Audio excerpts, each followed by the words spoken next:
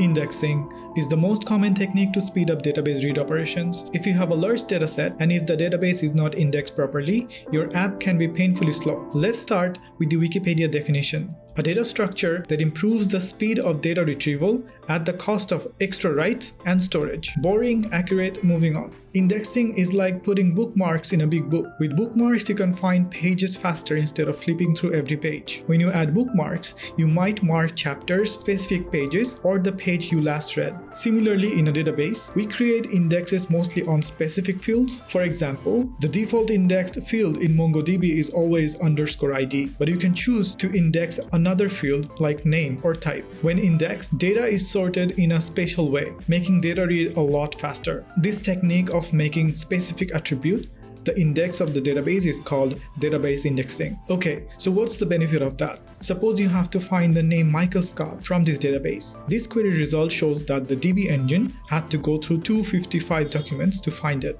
Let's index the field name.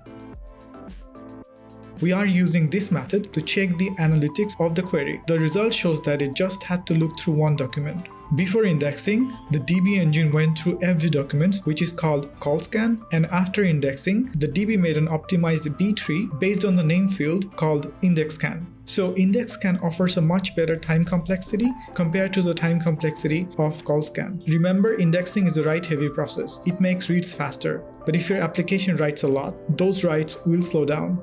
If your app writes heavily, too many indexes will choke it. Smart indexing transforms a slow database into a responsive one, saving time and resources.